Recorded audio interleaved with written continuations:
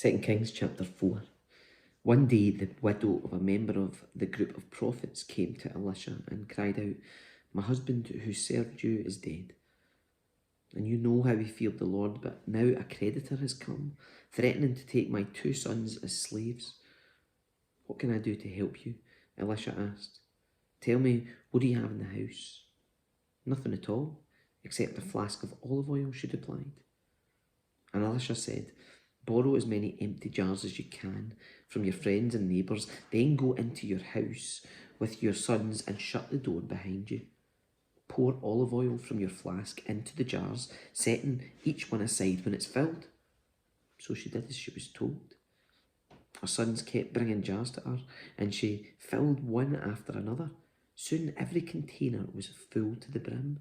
"Bring me another jar," she said to one of her sons. "There aren't any more," he told her. And then the olive oil stopped flowing. When she told the man of God what had happened, he said to her, "Now sell the olive oil and pay your debts, and you and your sons can live on whatever is left over." One day Elisha went to the town of Shunem. A wealthy woman lived there, and she urged him to come to her home for a meal. After that, whenever he passed that way, he would stop there for something to eat. She said to her husband, "I'm sure this man who stops in from time to time is a holy man of God. Let's build a small room for him on the roof and furnish it with a bed, a table, a chair and a lamp. Then he will have a place to stay whenever he comes by." One day Elisha returned to Shunem, and he went up to this upper room to rest. He said to his servant Gehazi, "Tell the woman from Shunem I want to speak to her." When she appeared, Elisha said to Gehazi, "Tell her we appreciate the kind concern you have shown us. What can we do for you? Can we put in a good word for you to the king or to the commander of the army?" "No," she replied, "my family takes good care of me." Later, Elisha asked Gehazi, "What can we do for her?" Gehazi replied, "She doesn't have a son, and her husband is an old man." "Call her back," Elisha told him. When the woman returned, Elisha said to her as she stood in the doorway, "Next year at this time you'll be holding a son in your arms." "No, my lord," she cried. "O man of God, don't deceive me and get my hopes up like that."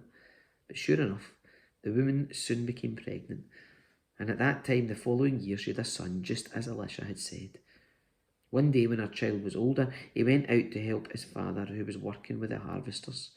Suddenly he cried out, "My head hurts, my head hurts." His father said to one of his servants, "Carry him home to his mother." So the servant took him home, and his mother held him on her lap, but around noontime he died. She carried him up and laid him on the bed of the man of God, then shut the door and left him there. She sent a messenger to her husband, "Send one of the servants and a donkey so that I can hurry to the man of God and come right back." "Why go today?" he asked. "It's neither a new moon festival nor a Sabbath." But she said, "It will be all right." So she saddled the donkey and said to the servant, "Hurry, don't slow down unless I tell you to." And she approached the man of God at Mount Carmel. Elisha saw her in the distance. He said to Gehazi, "Look, the woman from Shunem is coming. Run out to meet her and ask her, is everything all right with you, your husband and your child?" "Yes," the woman told Gehazi, "everything is fine." But when she came to the man of God at the mountain, she fell to the ground before him and caught hold of his feet. Gehazi began to push her away, but the man of God said, "Leave her alone. She's deeply troubled, but the Lord has not told me what it is." Then she said, "Did I ask you for a son, my lord? And didn't I say, don't deceive me and get my hopes up?" Then Elisha said to Gehazi, "Get ready to travel. Take my staff and go. Don't talk to anyone along the way. Go quickly and lay the staff on the child's face." But the boy's mother said, "As surely as the Lord lives, and as you yourself live, I won't go home unless you go with me." So Elisha returned with her. Gehazi hurried on ahead and laid the staff on the child's face, but nothing happened. There was no sign of life. He returned to meet Elisha and told him the child is still dead. When Elisha arrived, the child was indeed dead, lying there on the prophet's bed. He went in alone, shut the door behind him, and prayed to the Lord. Then he lay down on the child's body, placing his mouth on the child's mouth, his eyes on the child's eyes, and his hand on the child's hand. And he stretched out on him. The child's body began to grow warm again. Elisha got up, walked back and forth across the room once, and then stretched himself out again on the child. This time the boy sneezed 7 times and opened his eyes. Then Elisha summoned Gehazi. Call the child's mother, he said. And when she came in, Elisha said, Here, take your son. She fell at his feet and bowed before him, overwhelmed with gratitude.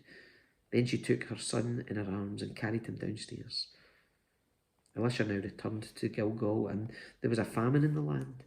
One day, as the group of prophets was seated before him, he said to his servants, Put a large pot in the fire and make some stew for the rest of your group. One of the young men went out into the field to gather herbs and came back with a pocket full of wild gourds. He shredded them and put them into the pot without realising they were poisonous. Some of the stew was served to the men, but after they'd eaten a bite or two, they cried out, Man of God, there's poison in this stew, so they would not eat it. Elisha said, Bring me some flour. Then he threw it into the pot and said, Now it's all right, go ahead and eat. And then it did not harm them.